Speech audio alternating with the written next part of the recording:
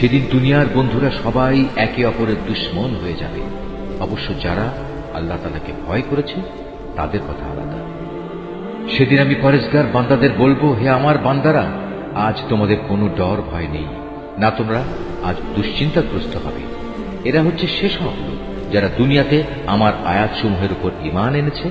মূলত তারা ছিল আমার অনুগত বান্দা। আমি আরো বলবো, তোমরা এবং তোমাদের সঙ্গী সঙ্গিনীরা জান্নাতে প্রবেশ করো। সেখানে তোমাদের সম্মানজনক মেহমানদারি করা হবে। সেখানে তাদের উপর সোনার থালা ও পান পাত্রের প্রচুর আনাগোনা চলবে। যা কিছুই তাদের মন চাইবে এবং যা কিছুই তাদের দৃষ্টিতে ভালো লাগবে তা সবই সেখানে মজুদ থাকবে। উপরন্তু তাদের বলা হবে, তোমরা এখানে চিরদিন থাকবে। আর এটা হচ্ছে সেই চিরস্থায়ী জান্নাত যার আজ তোমরা উত্তরাধিকারী হলে।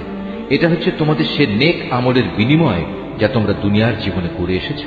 এখানে তোমাদের জন্য প্রচুর পরিমাণ ফল পাকড়া মজুদ থাকবে, যা থেকে তোমরা প্রাণ ভরে খেতে পারবে।